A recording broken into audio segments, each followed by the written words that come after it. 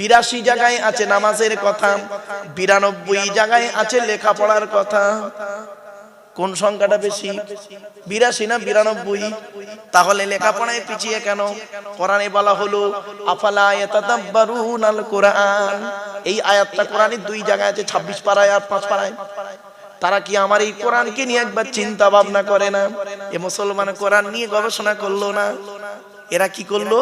এ কোরআনকে নিয়ে গবেষণা করলো কারা? America, London, France, Britain, Japan, Jordan, Germany ঠান্ডা করে বসে বসে কোরআনকে নিয়ে গবেষণা করলো। কারা করলো? Humphry Davy, Michael Faraday, Einstein, Isaac Newton, doctor Maurice Bukhairi, mister Cook, mister Jabiri, mister Campbell, Raja Rammohan Roy, Ishwarchandra Vidyasagar, Rabindranath Tagore, Acharya Jagadish Chandra Bose, Francis Drake, William Skitmore, Williams Harvey, Thomas, George Bernard, এরা কোরআনকে নিয়ে গবেষণা করলো। আর আমরা কি করলাম? আমরা কিছু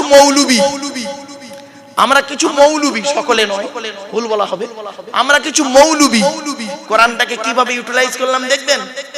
তেল পড়া, পানি পড়া, ওয়াজ করা, খতম পড়া, তাবিজ মরা, ঘর বন্ধ করা, নিজেদের মধ্যে মারামারি করা, গোল টুপি, লম্বা টুপি, চেরা জামা, ফাড়া জামা, তবলিগ, ফুরফুরা, বেরেলি, ওয়াহাবি, জামাতে ইসলামী, আহলাদি, বুকে হাত বাঁধা, নাভির নিচে হাত বাঁধা, নামাজে জোরে আমিন বলা, আস্তে আমিন বলা, 20 রাকাত তারাবি, 8 রাকাত তারাবি, কিয়াম করা না করা, ওর বলে কাফের, ওর বলে কাফের।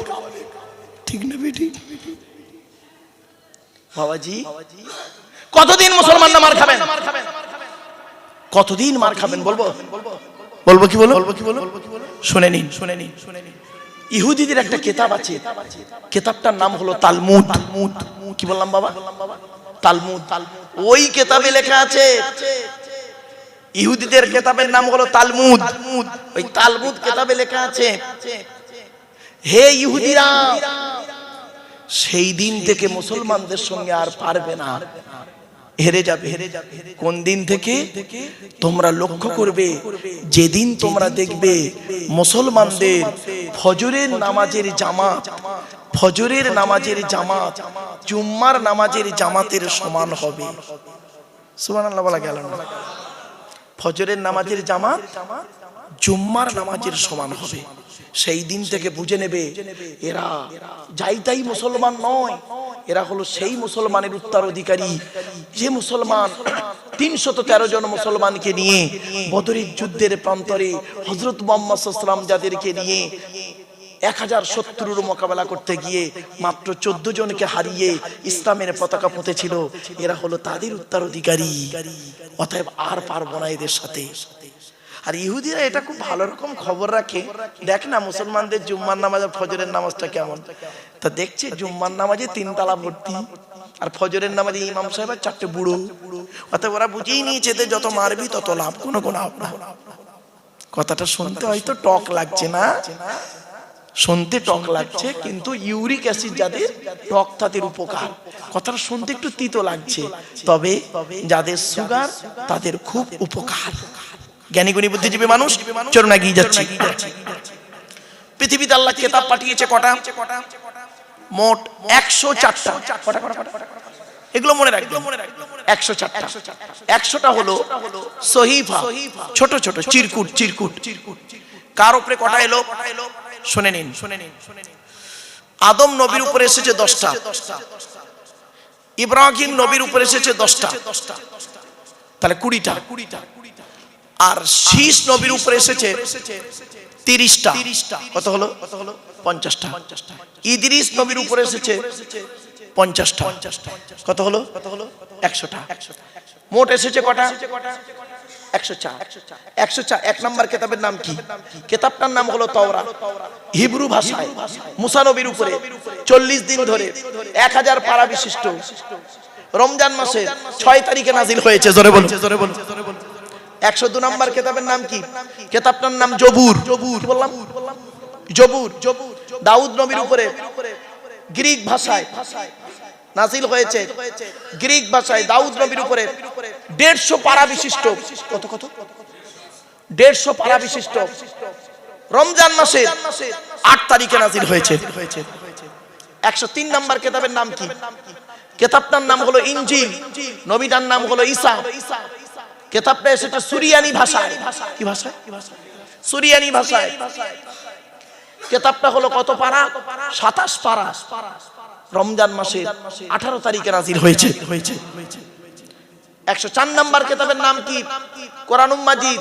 মুহাম্মদ সাল্লাল্লাহু আলাইহি ওয়াসাল্লামের উপরে আরবি ভাষায় রমজান মাসের লাইলাতুল কদরের রাতে 30 পারা বা খণ্ড বিশিষ্ট 1 ফেব্রুয়ারি সোমবার 610 সালে কোরআন নাজিল হয়েছে। হেরা নামক গুহায় কোরআনের প্রথম বাক্য ছিল ইকরা, রিড, পড়ো পড়ো পড়ো। আর আমাদের এখন বাক্য হলো গেল গেল গেল। পেট শান্তি, দুনিয়া শান্তি। অনেক মুসলমানের বাড়িতে গিয়ে দেখবেন, সানসেট গুলোতে বিশাল বড় বড় কিতাব কেনা আছে। ছেলে আমার মাস্টার, ডাক্তার, ইঞ্জিনিয়ার, প্রফেসর হবে, কোর্টের জজ হবে, ভালো আলেম হবে। আর অনেক মুসলমানের বাড়িতে গিয়ে দেখবেন সানসেট গুলোতে বিশাল বড় বড় তরকারির হাঁড়ি আছে, মাল বকরাই দেবে হবে। ঠিক না বেটি? হাঁড়ি দিয়ে ঘর ভর্তি না করে কিতাব দিয়ে ঘর ভর্তি করো। ছেলেকে ধনী না বানিয়ে জ্ঞানী বানিয়ে যান। যে জাতি লেখাপড়ায় পিছিয়ে সে জাতি সব দিকে পিছিয়ে। বাংলায় একটা কথা আছে, শতমূর্খ লয়ে আমি স্বর্গে নাহি যাব, দ্বাদশ পণ্ডিত নিয়ে পাতালেই রব। 100 জন মূর্খ মানুষকে নিয়ে স্বর্গে গিয়ে কোনো লাভ নেই, 12 জন শিক্ষিত লোককে নিয়ে নরকে থাকা অনেক ভালো। মূর্খ বন্ধুর থেকে শিক্ষিত শত্রু ভালো। কথাটা শুনতে হয়তো খারাপ, কিন্তু বাস্তব কথা। শুনে রেখে দিন, আপনারা ছেলেদেরকে যেমন মাধ্যমিক, উচ্চ মাধ্যমিক, বিএ পাস, এমএ পাস, আলেম, হাফেজ, মাস্টার, ডাক্তার, ইঞ্জিনিয়ার, প্রফেসর করাচ্ছেন, সাথে সাথে মেয়েদেরকেও মাধ্যমিক, উচ্চ মাধ্যমিক, বিএ পাস, এমএ পাস, আলেম, হাফেজ, মাস্টার, ডাক্তার, ইঞ্জিনিয়ার, প্রফেসর করাবেন। কারণ কি জানেন? ইংরেজিতে একটা কথা আছে, 1 mother is equal to 100 teacher. একটা মা হলো 100 জন শিক্ষকের সমতুল্য। একজন পুরুষ যদি শিক্ষিত হয় সে কেবল নিজেই শিক্ষিত হয়, একজন নারী যদি শিক্ষিত হয় গোটা পরিবারটা শিক্ষিত হয়। ঠিক না বেটি? ইসলামে নারী শিক্ষার গুরুত্ব বহু, আমরা তো আপনাদের কাছে তুলে ধরিনি বাবা। এজন্য অনুরোধ করে আপনাদের কথাগুলো বলে যাচ্ছি, হয়তো শুনতে কেমন লাগবে, একটু ধৈর্যের পরিচয় দিন বাপেরা। চলুন এগিয়ে যাই একটা একটা করে। আচ্ছা ভাই, আপনারা হজ করতে চান?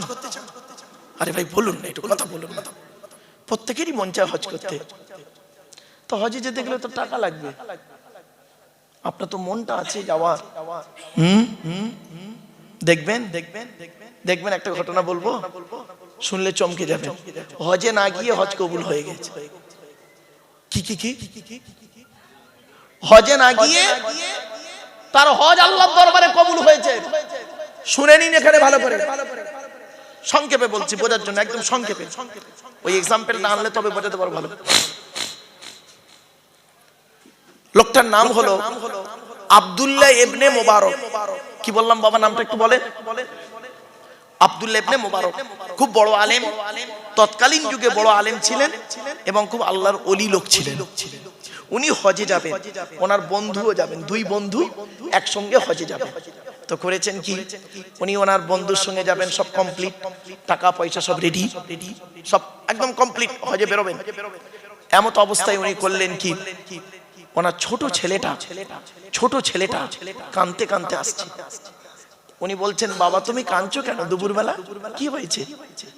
বাচ্চাটা বলছে, আব্বা গ্রামে একটা লোক গোস্ত রান্না করে খাচ্ছে, তা আমি গিয়ে গোস্ত চাইলাম, আমাকে দিল না, তাই কাঁদছি। আব্দুল্লাহ ইবনে মুবারক রাহমাতুল্লাহ আলাইহি মনে করলেন, হয়তো মনে হচ্ছে লোকটি আমার প্রতি কোনো রাগ রয়েছে। সেই রাগটা আমার উপরে আদায় করতে না পেরে আমার বাচ্চার উপরে আদায় করছে। যাই, হজে যাওয়ার আগে লোকটার কাছে ক্ষমা চেয়ে আসি। উনি করলেন কি, ছেলেটার হাতটা ধরে লোকটার বাড়িতে গেলেন। দরজা বন্ধ, আওয়াজ দিলেন, ভেতর থেকে লোকটা দরজাটা খুললো। খুলেই দেখছে এলাকার সবথেকে বড় আলেম আব্দুল্লাহ ইবনে মুবারক ওনার গেটে হাজির। উনি বলছেন, হুজুর আসসালামু আলাইকুম। ওয়ালাইকুম আসসালাম। হুজুর আসুন, একটু ভেতরে আসুন। বলছে, না বাবা আমি ভেতরে যাব না, একটা কথা বলবো। বলছে কি? বলছে, এই বাচ্চাটা আমার বাচ্চা, তুমি জানো? তো বলছে, জি জানি তো হুজুর, আপনার বাচ্চা জানি। ও তুমি জানো? জি। তুমি আজকের বাড়িতে গোস্ত রান্না করে খাচ্ছ? ও যে জি। আমার এই বাচ্চাটা তোমার কাছে একটু গোস্ত চেয়েছিল। তা বলছে জি। তা বাবা, একটা বাচ্চাকে একটু গোস্ত দিলে ক্ষতি কি ছিল?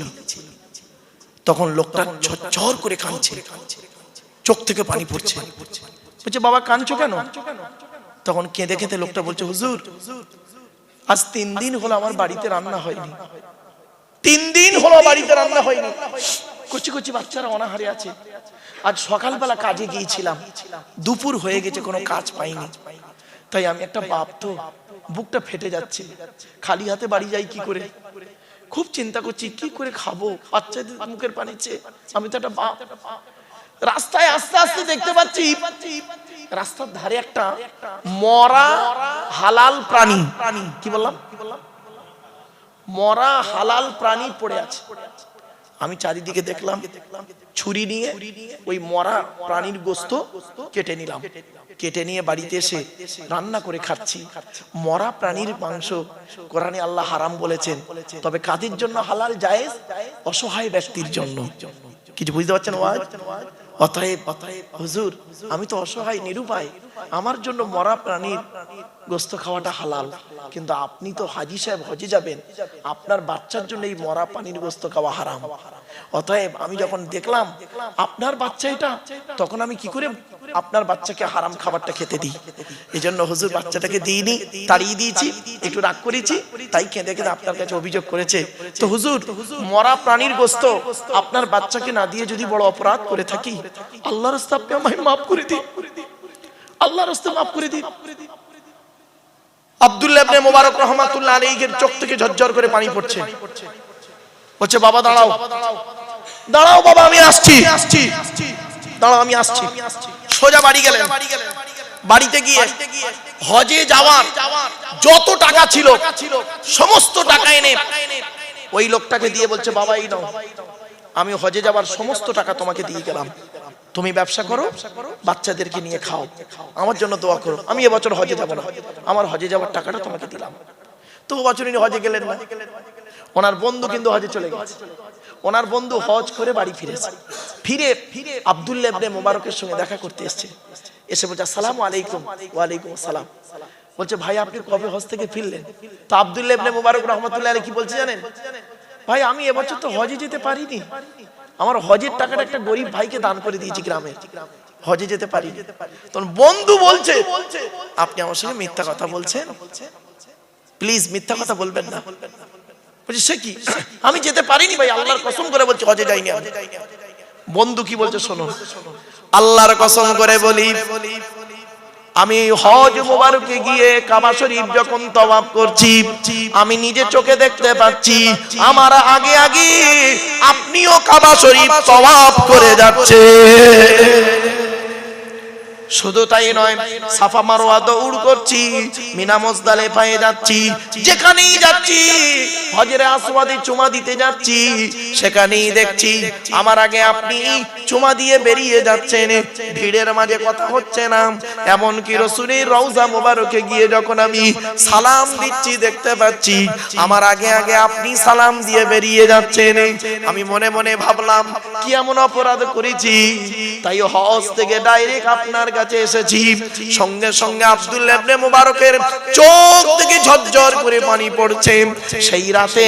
সেই রাতে আব্দুল্লাহ ইবনে মুবারক রাহমাতুল্লাহ আলাইহি স্বপ্নে দেখছেন একজন ব্যক্তি ওনাকে বলছেন, এই আব্দুল্লাহ ইবনে মুবারক, এবছর তুমি হজে না গিয়ে হজের টাকাটা একটা গরিবকে দান করার কারণে আল্লাহ খুশি হয়ে তোমার হজকে আল্লাহ কবুল করে নিয়েছে।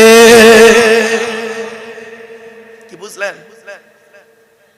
আপনি তো হজে গিয়েছেন লোকের টাকা মেরে, তাই না? রাগ করবেন না, লোকের টাকা মেরে হজে গিয়েছেন, ছি ছি ছি ছি ছি। আর উনি হজে না গিয়ে কবুল করেছেন হজ। বাড়ি থেকে ভাববেন। এজন্যই বলেছিলাম প্রিয়জন, বল বল বল বল, প্রয়োজন। বাড়ি থেকে ভাববেন। কি ভাবলেন বাপেরা? আজ আমাদের আফসোস কোথায় জানেন বাপ? আপনাদের কাছে আমি করজোড়ে নিবেদন করে যাচ্ছি, কোরআনের আলোচনা হলো পৃথিবীর সর্বোৎকৃষ্ট আলোচনা। আচ্ছা বাপেরা, আপনারা জান্নাতের আশা করেন? আরে ভাই বলুন না, জান্নাত কার আশা করেন? হয়ে গেছে। আপনি আল্লাহকে ভালোবাসেন? আরে ভাই বলুন, আল্লাহ কি আপনাকে ভালোবাসে? ব্যাস, আপনি যেদিন বুঝতে পারবেন আল্লাহ আমাকে ভালোবাসে, সেদিন আপনার জীবনটা সার্থক। আপনি নবীকে ভালোবাসেন, নবী কি আপনাকে ভালোবাসেন? ওই খবরটাই। এই যুবক ছেলেরা, তুমি শাহরুখ খানকে ভালোবাসো না? শাহরুখ খান কি তোমার ভালোবাসে? ওই খবরটা। চলো না গিয়ে আল্লাহর নবী বললেন, ইন্নাল জান্নাতা তাশতাকু ইলা খামসাতি নাফার, জান্নাত 5 শ্রেণীর মানুষের জন্য আশা করে। 1 নাম্বার হলো তালিয়াল কোরআন, প্রতিদিন কোরআন তেলাওয়াতকারী মানুষের জন্য জান্নাত আশা করে। 2 নাম্বার হলো ওয়াহাফিজিল লিসান, জবানকে হেফাজতকারী মানুষের জন্য জান্নাত আশা করে। 3 নাম্বার হলো ওয়ামুতিমিল জিআন, ক্ষুধার্তকে খাদ্য দানকারী মানুষের জন্য জান্নাত আশা করে। গরিবকে খাওয়াবেন, আল্লাহ তো অর্থ দিয়েছে, টাকা খরচা করার জায়গা পান না, গরিবকে খাওয়াবেন, বাপের নামে মায়ের নামে 2 ফকির খাইয়ে দেবেন। 4 নাম্বার হলো মুকসিল উরিয়ান, বস্ত্রহীনকে বস্ত্র দানকারী মানুষের জন্য জান্নাত আশা করে। আমার বাপেরা, কথাটা শুনতে হয়তো খারাপ লাগছে আপনাদের, ঠান্ডা এখনো রয়েছে, যায়নি। 10টা কম্বল কিনে গরিবকে দান করলে, 10টা কাপড় কিনে গরিবকে দান করলে জান্নাত আশা করে ওই ব্যক্তির জন্য। 5 নাম্বার হলো ওয়ামান সাল্লাল্লাহু আলা হাবিবির রহমান, যে ব্যক্তি নবীর উপরে বেশি বেশি করে দরুদ পাঠ করে ওই লোকটার জন্য জান্নাত আশা করে। তাই উচ্চ আওয়াজে দরুদ আল্লাহুম্মা সাল্লি আলা।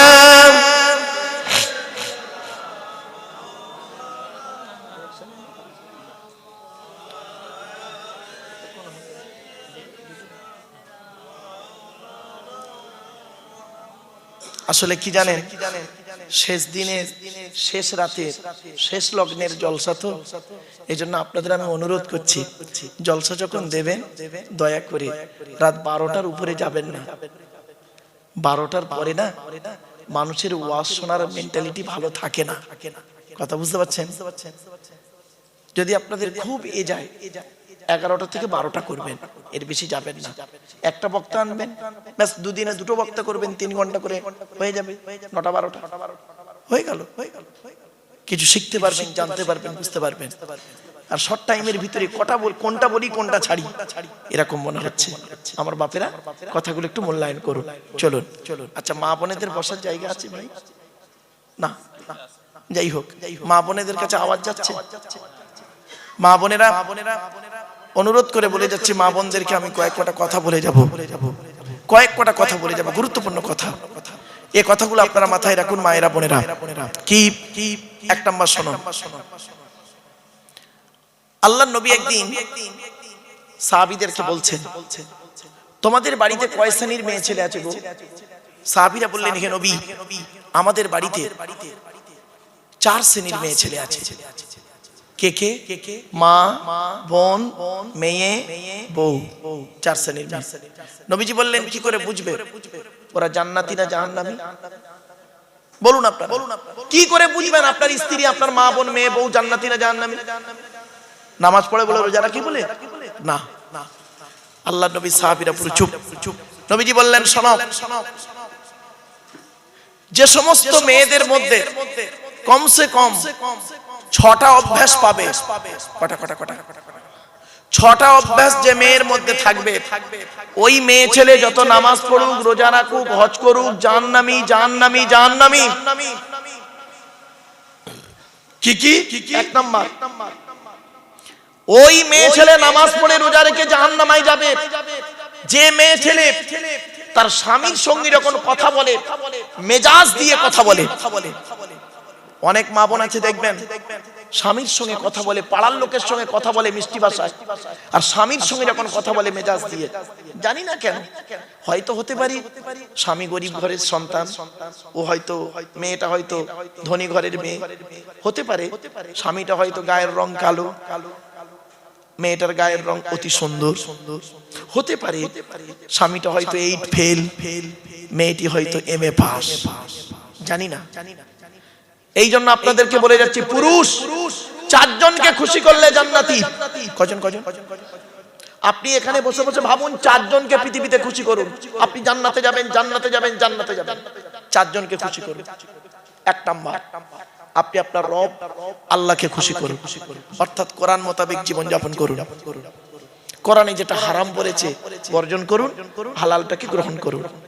2 নাম্বার, পুরুষ আপনি আপনার নবীকে খুশি করুন, অর্থাৎ নবীর হাদিস মোতাবেক, সুন্নাহ মোতাবেক জীবন যাপন করুন। নবী যেভাবে খেয়েছেন আপনি সেইভাবে খান, নবী যেভাবে চলাফেরা করেছেন সেইভাবে চলাফেরা করুন, ব্যাস। 3 নাম্বার, পুরুষ আপনি আপনার জন্মদাতা বাপকে খুশি করুন। 4 নাম্বার, পুরুষ আপনি আপনার পেটে ধরা মাকে খুশি করুন। এজন্য বলতে গিয়ে একটা কথা বলি, আগে ভালো ছেলে হন, পরে ভালো জামাই হবে। আমরা ভালো জামাই হতে পেরেছি, ভালো ছেলে হতে পারিনি, ঠিক না বেটি? আমার শ্বশুর লোককে বলে আমার জামাই খুব ভালো, আমার শাশুড়ি লোককে বলে আমার জামাই খুব ভালো, আর আমার জন্মদাতা বাপটা কি বলে শুনবেন? ওকে জন্ম দিয়ে পাপ করেছি। পেটে ধরা মাটা কি বলে শুনবেন? পেটে ধরে ভুল করেছি। কেন? কি এমন কাজ করলেন যে মা 10 মাস 10 দিন গর্ভে ধারণ করলো, দুনিয়ার মুখটা বড় কষ্ট করে দেখালো, শীতকাল, বর্ষাকাল, গ্রীষ্মকাল কোনো কালকে দেখলো না, আমার পেশাবের উপর আমার মা শুয়ে আমাকে তার বুকের উপরে স্থান দিল। কি এমন কাজ করলেন? কার মাধ্যমে করলেন? 75 বছরের বুড়ো বাপটা 50 বছরের ছেলেটাকে আর আব্বা বলে ডাকে না। মনে রাখবেন, 75 বছরের বুড়ো বাপ যখন 50 বছরের ছেলেটাকে একবার আব্বা বলে ডাকবে, মনে রাখবেন ওই 75 বছরের বুড়ো বাপের আব্বা ডাকটা হলো আল্লাহর আরশে আজিমের ডাক। দেখেছে কোনো দিন? বাড়ি থেকে ভাববেন, টাকা পয়সা খরচা করবেন কার পিছনে বেশি? কোরআন বলছে ইয়াসআলুনাকা মাযা ইউনফিকুন, নবী তোমাকে ওরা প্রশ্ন করছে টাকা পয়সা কোথায় ব্যয় করলে আল্লাহ খুশি হবে। কুল মা আনফাকতুম মিন খায়রিন ফালিল ওয়ালিদাইনি ওয়াল আকরাবিন, টাকা পয়সা সর্বপ্রথম তোমরা খরচা করবে, তোমরা তোমাদের বুড়ো বুড়ি বাম্মার পিছনে ব্যয় করবে, আল্লাহ খুশি হয়ে যাবে। বাপের ভাত দেয় না, মায়ের ওষুধ কেনার পয়সা দেয় না, শাশুড়িকে হজে নিয়ে যাচ্ছে। ছি ছি ছি ছি, অভদ্র কথা। বাড়ি থেকে ভাববেন। এরপরে আসছি, 4 জনকে খুশি করুন, আপনি জান্নাতে যাবেন। মা তার ছেলেকে, শুনে নিন, মা তার ছেলেকে খুব বেশি হলে,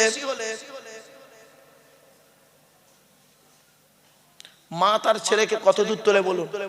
আমার দিকে তাকান, এত দূর, ঠিক না বেটি? আমাদের মা আমাদের নিয়েছে কত দূর? বুকের উপরে এত দূর, এর বেশি আর তুলতে পারে না মা, এইটুকু। আর বাপ তার ছেলেকে প্রথমে কাঁধে তোলে। বাপ বলতে চায়, বেটা আমি গরিব বলে লেখাপড়া শিখতে পারিনি, তুই আমার ছেলে, তুই আমার থেকে আরো বেশি দূরে লেখাপড়া শেখ। তারপরে বাপ কি করে জানেন? ছেলেটাকে মাথায় তুলে নিয়ে বলে, বেটা আমি তো অনেক দূরে দেখতে পাইনি, তুই আমার মাথায় বসে উজ্জ্বল ভবিষ্যৎ তুই দেখ, আমি খুশি হয়ে যাব। বাড়িতে গিয়ে দেখবেন বাপের আলমারিতে না জামা ভালো নেই, মায়ের আলমারিতে 4-5টা শাড়ি পাবেন। মায়ের শাড়িরা মেয়েরা পরে, কিন্তু বাপের পাঞ্জাবি ছেলেকে পরতে দেখেছেন? বলুন বলুন বলুন বলুন। বাপের পাঞ্জাবি থাকে না। যারা বাপ হয়েছে তারা বুঝতে পারছে বাপের পাঞ্জাবি থাকে না। বাপ শুধু কি মনে করে, আমার ছেলে মেয়ে পড়লে আমি খুশি, আমার বউ পড়লে খুশি। হায় রে হতভাগা মুসলমান, এই ওয়াজ শোনার লোকের অভাব। কোনো গ্যারান্টি নেই, মুফতি সাহেবের দোয়া, মাওলানা সাহেবের দোয়া কবুল হতেও পারে নাও পারে, কোনো গ্যারান্টি নেই। কিন্তু তিন ব্যক্তির দোয়া আল্লাহর দরবারে কবুল হয়। এক নম্বর হলো দাওয়াতুল মাজলুম, অত্যাচারকৃত মানুষের দোয়া। কোন স্বামী যদি স্ত্রীর উপরে অন্যায়ভাবে অত্যাচার করে, ওই স্ত্রী যদি বলে আল্লাহ আমি অন্যায় করিনি, আমার স্বামী আমার উপরে নির্মমভাবে অত্যাচার করছে, আল্লাহর তরফ থেকে গজব পড়বে, বলতে আর হবে না। অনেক শাশুড়ি আছে দেখবেন, নিজের মেয়েকে খাইয়ে নিয়ে ঘরের ভেতর ঢুকে বলল বৌমা পরের মেয়ে খেয়েছে কি তা খবর নিল না। শাশুড়ি মায়েদেরকে বলে যাচ্ছি, মায়েরা মনে রাখবেন, আপনি বৌমা পরের মেয়েকে যদি আপন করতে না পারেন, আল্লাহ আপনারও মেয়ে দিয়েছে, লোকের বাড়ি বৌমা হয়ে যাবে, আল্লাহর তরফ থেকে গজব পড়বে, বলতে আর হবে না। অনেক ননদ আছে দেখবেন, ভাইয়ের কানে কামড়াচ্ছে যাতে ভাই ভাবিকে মারে, এই ধান্দা করে। ও যুবতী বোনেরা শুনে নাও, ঘুটে পড়ে গোবর হাসে, ঘুটে বলে তোর একদিন আছে, তুমি ভাবি পরের মেয়েকে যদি আপন করতে না পারো, তোমাকেও একদিন লোকের বাড়ি ভাবি হয়ে যেতে হবে, আল্লাহর তরফ থেকে গজব পড়বে, বলতে আর হবে না। অনেক বৌমাও আছে দেখবেন ডেঞ্জার, স্বামীর ইনকাম বেশি, স্বামীটাকে নিয়ে ছেলেটাকে মেয়েটাকে নিয়ে খালি আলাদা খাবার ধান্দা করে। একই দিয়ালের এপারে স্বামী স্ত্রী ছেলে মেয়েকে নিয়ে মুরগির গোশত দিয়ে ভাত খায়, আর দিয়ালের ওপারে শ্বশুর শাশুড়ি বুড়ো বুড়ি আলু ভর্তা ডাল খায়। ওই বৌমার একটু বিবেকে বাঁধলো না, আজকের আমার বাম্মা যদি থাকতো আমি গোপনে এক পিয়ালা তরকারি দিয়ে আসতাম, ওরে বৌমা তুমি মুফতি সাহেবের মেয়ে হও, হাজী সাহেবের মেয়ে হও, তুমি তোমার শ্বশুর শাশুড়িকে যদি নিজের বাম্মার মতো ভক্তি শ্রদ্ধা করতে না পারো, তোমার মতো বৌমাও হলো জাহান্নাম। ইসলাম কোনদিন এক পেশে কথা বলে না। দুই নাম্বার হলো ওয়াদাবাতুল মুসাফিরিন, মুসাফিরের দোয়া আল্লাহ কবুল করেন। তিন নাম্বার হলো ওয়াদাবাতুল ওয়ালিদি আলা ওয়ালাদিহি, কোন বাপ আর মা যদি নিজের কলিজার টুকরা সন্তানের জন্য দোয়া চেয়ে যায়, বিদ্যুতের থেকে দ্রুত গতিতে বাম্মার দোয়াটা আল্লাহর দরবারে কবুল হয়ে যায়। একজন ব্যক্তি বললেন, হে নবী আমার বাম্মা দুজনেই মরে গেছে, আমি এখন কি করব? আল্লাহর নবী বলেন, মান যারা কবরা আবাওয়াইহি আও ওয়াহদিহিমা ফি কুল্লি জুমআতিন গুফিরা লাহু ওয়া কুতিবা লাহু বারাআ। নবী বলেন, জুম্মার দিনে যদি কোনো ছেলে, কিবার জুম্মার দিনে যদি কোনো ছেলে তার বাপ আর মায়ের কবরটা একবার জিয়ারত করে, ওই ছেলের দোয়ার উসিলায় বাম্মার কবরটাকে আল্লাহ পাক আলোয় আলোকিত করে দেয়। মাসে যদি 4টে শুক্রবার হয়, বছরে হয় 4 বার 48, 8 বার যান। আপনি যদি আপনার বাম্মার কবর জিয়ারত না করেন, তাহলে মনে রাখবেন আপনি মরে গেলে আপনার ছেলে আপনার কবরে যাবে না, আশা করলেন কিভাবে? আপনি আপনার বাম্মার জন্য যদি দান খয়রাত করেন না করেন, আপনি কি করে আশা করলেন আপনি মরে গেলে আপনার ছেলে আপনার নামে দান খয়রাত করবে? আল্লাহ ছাড় দেয়, ছেড়ে দেয় না। মাথায় রাখুন, কথাটা শুনতে হয়তো সাময়িক খারাপ লাগছে বাবা, বাস্তব কথাটা বললাম আপনাদেরকে। চলুন না গিয়ে যাই। এরপরে নবীজি আসছি, মেয়েদের পুরুষ 4 জনকে খুশি করলে জান্নাতি। আরেকটা কথা বলি, পুরুষরা ওরা ওদের শ্বশুর শাশুড়িকে জানা ভক্তি শ্রদ্ধা করে, নারীরা মেয়েরা ওরা যদি ওদের শ্বশুর শাশুড়ির 4 আনা ভক্তি ভালোবাসত, সংসারটা জান্নাত হয়ে যেত। ঠিক না বেঠিক? সংসারটা জান্নাত হয়ে যেত। এই জন্য আল্লাহর নবী বললেন, যে সমস্ত মেয়েদের মধ্যে 6টা অভ্যাস থাকবে, ওই মেয়ে যত নামাজ পড়ুক, রোজা রাখুক, পর্দা করুক, হজ করুক, তাহাজ্জুদ পড়ুক, জাহান্নামী জাহান্নামী জাহান্নামী। 1 নাম্বার ওই মেয়ে ছেলে জাহান্নামী নারী। আমার মা বোন যারা শুনছেন, মায়েরা বোনেরা, এই গভীর রাতে তাহাজ্জুদের সময় বলে গেলাম, মা কবরে কবে শোবো জানি না, তবে শোয়ার আগে কথাগুলো বলে গেলাম। 1 নাম্বার ওই মেয়ে ছেলের প্রতি আল্লাহর গজব লানত, যে মেয়ে ছেলে স্বামীর সঙ্গে যখন কথা বলে, মেজাজ দিয়ে কথা বলে। খবরদার মা বোন না, স্বামী নামক বটগাছটা যেদিন মরে যাবে, স্বামী নামক বটগাছটা যেদিন মরে যাবে, সেই দিন আপনি বুঝতে পারবেন কি জিনিস হারিয়েছি, এখন বুঝতে পারবেন না। 2 নাম্বার নবী বললেন, ওই নারীদের প্রতি আল্লাহর গজব যে নারী স্বামীর দুর্নাম বদনাম অন্যের কাছে করে বেড়ায়। 3 নাম্বার ওই নারীর প্রতি আল্লাহর গজব, নামাজ পড়ে রোজা রেখে ওই নারী জাহান্নামে যাবে। যে নারী স্বামী থাকতে অন্য পুরুষের সঙ্গে পরকীয়ায় লিপ্ত হয়। অনেক মা বোন এমন আছে, বাস্তব কথা বলছি বাবা। চলেন 4 নাম্বারটা খুব ইম্পর্টেন্ট। নবী বললেন কি, ওই নারীর প্রতি আল্লাহর গজব জাহান্নাম যে মেয়ে ছেলে বিনা কারণে স্বামীর বিছানা ছেড়ে দিয়ে অন্য বিছানায় রাত কাটায়। কি ভাবছেন আপনি? 5 নাম্বারটা খুব ইম্পর্টেন্ট। কি ওই নারী জাহান্নামে যাবে যে নারী স্বামীর পরিবারের সঙ্গে খারাপ আচরণ করে। স্বামীর পরিবারকে, স্বামীর বাপ, স্বামীর মা, স্বামীর ভাই, স্বামীর বোন। অনেক মা বোন আছে দেখবেন স্বামীকে খুব ভালোবাসে, স্বামীর বাপ ভাইকে দেখতে পারে না। ওর বাপ ভাই এলে দেখবেন কত ভক্তি শ্রদ্ধা চলে, আর স্বামীর বাপ ভাইয়ের প্রতি কোনো গুরুত্ব নেই। ও নারী জাহান্নামী নারী। 6 নাম্বার হলো ওই নারীর প্রতি আল্লাহর গজব, জাহান্নামে যাবে ওই নারী নামাজ পড়ে রোজা রেখে। যে নারী তার স্বামীকে বলে তোমার সঙ্গে বিয়ে হয়ে আমার জীবনটা নষ্ট হয়ে গেছে, আমার মতো মেয়ে বলে তুমি পার হয়ে গেলে, অন্য কেউ হলে বুঝতে পারতেন। অনেক মা বোন বলে দেখবে, খবরদার মা বোনরা, জীবনে কোনোদিন স্বামীকে এই কথা বলবেন না। কেন বলবেন না শুনে নিন, জন্ম মৃত্যু বিবাহ সবই আল্লাহর হাত। ঠিক না বেটি? মা বোনেরা শুনে নিন, আপনার যে বর্তমান স্বামী হয়েছে আপনি নিজে ওকে চয়েস করেছেন। বাবাজিরা শুনে নিন, আপনার যে বর্তমান স্ত্রী আছে আপনি ওকে চয়েস করেছেন। কবে বলবো? বলবো, শুনবেন? আপনাকে পৃথিবীতে আসা